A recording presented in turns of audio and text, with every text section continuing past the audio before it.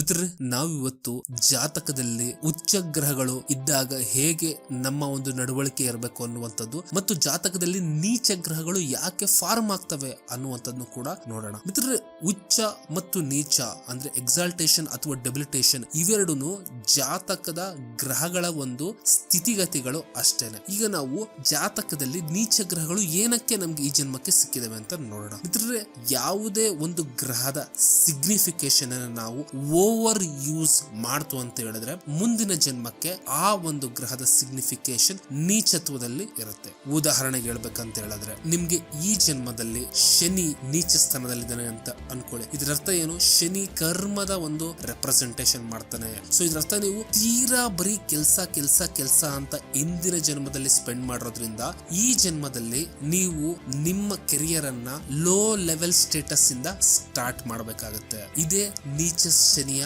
ಅರ್ಥ. ಮಿತ್ರರೇ, ನಮ್ಮ ಒಂದು ಲೈಫಿನ ಏಮ್ ಅನ್ನ ನೋಡೋದಾಯ್ತು ಅಂತ ಹೇಳಿದ್ರೆ ಬ್ಯಾಲೆನ್ಸ್ ಮೇಂಟೈನ್ ಮಾಡುವಂತದ್ದು ಆಗಿರ್ತದೆ. ಆದ್ರಿಂದ ಯಾರ ಜಾತಕದಲ್ಲಿ ಗ್ರಹಗಳು ಉಚ್ಚ ಸ್ಥಿತಿಯಲ್ಲೂ ಇಲ್ದಲೆ ನೀಚ ಸ್ಥಿತಿಯಲ್ಲೂ ಇಲ್ದಲೆ ಇರ್ತದೋ ಅಂತವ್ರಿಗೆ ಜೀವನ ಒಂದು ಸ್ಟ್ರೈಟ್ ಲೈನ್ ಆಗಿರ್ತದೆ. ಉದಾಹರಣೆ, ಅಪ್ಸು ಇರೋದಿಲ್ಲ, ಡೌನ್ಸು ಇರೋದಿಲ್ಲ. ಅಂದ್ರೆ ಜೀವನದಲ್ಲಿ ತೀರಾ ಏಳನ್ನು ನೋಡೋದಿಲ್ಲ ಮತ್ತು ಅವರು ಬೀಳನ್ನು ನೋಡೋದಿಲ್ಲ. ಆದ್ರೆ ಯಾವಾಗ ಗ್ರಹಗಳಲ್ಲಿ ಏರುಪೇರಾಗುತ್ತೋ ಆಗ ಲೈಫ್ ಅಲ್ಲಿ ಅಪ್ಸ್ ಅಂಡ್ ಡೌನ್ಸ್ ಬರ್ತದೆ. ಇನ್ ಕೇಸ್ ಏನಾದ್ರೂ ನಿಮ್ಮ ಜಾತಕದಲ್ಲಿ ಕುಜ ನೀಚನಾಗಿತ್ತು ಅಂತ ಹೇಳಿದ್ರೆ ಕುಜ ಏನನ್ನ ರೆಪ್ರೆಸೆಂಟ್ ಮಾಡ್ತಾನೆ? ಅಗ್ರೆಷನ್ ಅನ್ನ, ವಿಲ್ ಪವರ್ ಅನ್ನ. ಸೊ ನಿಮ್ಮ ಜಾತಕದಲ್ಲಿ ಏನಾದ್ರೂ ಕುಜ ನೀಚನಾಗಿತ್ತು ಅಂತ ಹೇಳಿದ್ರೆ ಇಲ್ಲಿ ಅಫ್ಲಿಕ್ಷನ್ ಗಳಿರಬಾರ್ದು. ಬರೀ ನೀಚ ಸ್ಥಾನದಲ್ಲಿತ್ತು ಅಂತ ಹೇಳಿದ್ರೆ, ಅಫ್ಲಿಕ್ಷನ್ ಅಲ್ಲಿ ಇತ್ತು ಅಂತ ಹೇಳಿದ್ರೆ ಅವು ಬೇರೆದನ್ನ ರೆಪ್ರೆಸೆಂಟ್ ಮಾಡ್ತವೆ. ಸೊ ಬರೀ ಕೇವಲ ಜಾತಕದಲ್ಲಿ ಕುಜ ನೀಚನಾಗಿದ್ದಾನೆ ಅಂತ ಹೇಳಿದ್ರೆ ಇಂದಿನ ಜನ್ಮದಲ್ಲಿ ನೀವು ತೀರಾ ಅಗ್ರೆಷನ್ ಅನ್ನ ಎಕ್ಸಿಬಿಟ್ ಮಾಡಿರ್ತೀರಾ ಅಥವಾ ನಿಮ್ಮ ಬಾಡಿಯನ್ನ ಓವರ್ ಯೂಸ್ ಮಾಡಿರ್ತೀರಾ. ಕುಜ ಬಾಡಿಯನ್ನು ಕೂಡ ತೋರಿಸೋದ್ರಿಂದ ನೀವು ಓವರ್ ಯೂಸ್ ಮಾಡಿರುವಂತಹ ಚಾನ್ಸಸ್ ಜಾಸ್ತಿ ಇರುತ್ತೆ. ಇನ್ ಕೇಸ್ ಏನಾದ್ರೂ ಶುಕ್ರ ಜಾತಕದಲ್ಲಿ ನೀಚ ಸ್ಥಾನ ಕೊಟ್ಟೋಗಿದ್ದ ಅಂತ ಹೇಳಿದ್ರೆ ಶುಕ್ರ ರೆಪ್ರೆಸೆಂಟ್ ಮಾಡುವಂತದ್ದು ಸೆಕ್ಷುಯಾಲಿಟಿಯನ್ನ, ಅದನ್ನ ನೀವು ತೀರಾ ಉಪಯೋಗಿಸಿರ್ತೀರಾ ಇಂದಿನ ಜನ್ಮದಲ್ಲಿ ಅನ್ನುವಂಥದ್ದು ಅರ್ಥ ಆಗಿರುತ್ತೆ. ಇನ್ ಕೇಸ್ ಏನಾದ್ರೂ ಬುಧ ನೀಚನಾಗಿದ್ದ ಅಂತ ಹೇಳಿದ್ರೆ ಬುಧ ಏನನ್ನ ರೆಪ್ರೆಸೆಂಟ್ ಮಾಡ್ತಾನೆ? ಬುದ್ಧಿಯ ಕಾರಕ.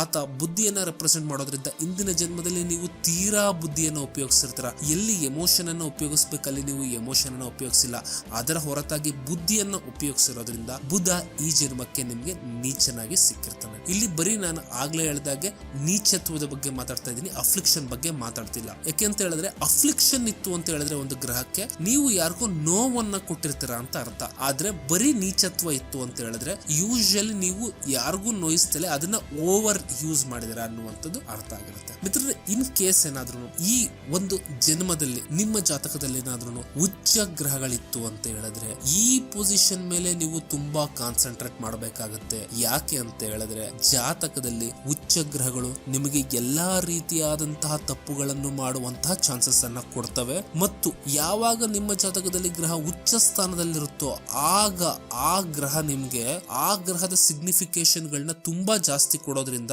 ನೀವು ಎಗೈನ್ ಅದನ್ನ ಓವರ್ ಯೂಸ್ ಮಾಡಿಕೊಂಡು ಮುಂದಿನ ನಿಮ್ಮ ಜನ್ಮದಲ್ಲಿ ಆ ಒಂದು ಗ್ರಹ ನೀಚ ಸ್ಥಾನಕ್ಕೆ ಹೋಗುವಂತಹ ಸಾಧ್ಯತೆ ಬಹಳ ಇರುತ್ತೆ. ಯೂಶಲ್ ಆಗಿ ಅದಕ್ಕೆ ಯಾರನ್ನು ಎಲ್ಲಿ ನೀಚ ಗ್ರಹ ಇರುತ್ತೋ ಅಂತ ಕಡೆ ತೀರಾ ತಪ್ಪು ಮಾಡೋದಿಲ್ಲ. ಯಾಕೆಂತ ಹೇಳಿದ್ರೆ ಸ್ಟಾರ್ಟಿಂಗ್ ಅಲ್ಲಿ ಲೋ ಲೆವೆಲ್ ಇಂದ ಸ್ಟಾರ್ಟ್ ಆಗಿರೋದ್ರಿಂದ ಅಂತಹ ಒಂದು ತಪ್ಪು ಮಾಡೋ ಚಾನ್ಸಸ್ ಇರಲ್ಲ. ಉದಾಹರಣೆ, ಕುಜ ಏನಾದ್ರೂ ನೀಚನಾಗಿತ್ತು ಅಂತ ಹೇಳಿದ್ರೆ ಅಷ್ಟೊಂದು ವಿಲ್ ಪವರ್ ಅಥವಾ ಇನಿಷಿಯೇಷನ್ ತಗೊಳ್ಳೋ ಕೆಪಾಸಿಟಿ ಇರೋದಿಲ್ಲ. ಆದ್ರಿಂದ ಅಂತಹ ಸ್ಪಾಟ್ ಅಲ್ಲಿ ನೀವು ತಪ್ಪು ಮಾಡುವಂತಹ ಚಾನ್ಸಸ್ ಕಮ್ಮಿ ಇರುತ್ತೆ. ಅದೇ ನಿಮ್ಮ ಕುಜ ಉಚ್ಚನಾಗಿತ್ತು ಅಂತ ಹೇಳಿದ್ರೆ ನೀವು ಅಗ್ರೆಸಿವ್ ಆಗಿರುವಂತದ್ದು ಅಥವಾ ತೀರಾ ಜಿಮ್ಗೆ ಹೋಗೋದು ಅಥವಾ ತೀರಾ ಬಾಡಿಯನ್ನ ದಂಡಿಸುವುದು ಈ ರೀತಿಯಾದಂತಹ ಕೆಲಸಗಳನ್ನ ಮಾಡುವಂತಹ ಚಾನ್ಸಸ್ ಜಾಸ್ತಿ ಇರುತ್ತೆ. ಇದನ್ನ ನೀವು ಭಗವದ್ಗೀತೆಯಲ್ಲಿ ನೋಡಬಹುದು. ಕೃಷ್ಣ ಅದಕ್ಕೇನೆ ಯಾರು ಒಬ್ಬ ಯೋಗಿ ಅಂತ ಹೇಳಿದ್ರೆ ಅತಿಯಾಗಿ ನಿದ್ರಿಸಿದವನು ಮತ್ತು ಅತಿಯಾಗಿ ಎಚ್ಚರವಿರುವವನು ಅಥವಾ ಅತಿಯಾಗಿ ತಿನ್ನುವವನು ಅಥವಾ ತಿಂದೇ ಇರುವಂತವನು, ಅಂದ್ರೆ ಟೋಟಲ್ ಆಗಿ ಕೃಷ್ಣ ಹೇಳುವಂತದ್ದು ಬ್ಯಾಲೆನ್ಸ್ ಆಫ್ ಲೈಫ್ ಅಂತ. ಮಿತ್ರರೇ, ಇದಿಷ್ಟು ನೀಚ ಗ್ರಹಗಳು ಮತ್ತು ಉಚ್ಚ ಗ್ರಹಗಳ ಒಂದು ಮರ್ಮವಾಗಿರುತ್ತೆ. ಈ ವಿಡಿಯೋ ನಿಮ್ಗೆ ಇಷ್ಟ ಆಯ್ತು ಅಂತ ಹೇಳಿದ್ರೆ ಲೈಕ್, ಶೇರ್ ಮತ್ತು ಸಬ್ಸ್ಕ್ರೈಬ್ ಮಾಡಿ.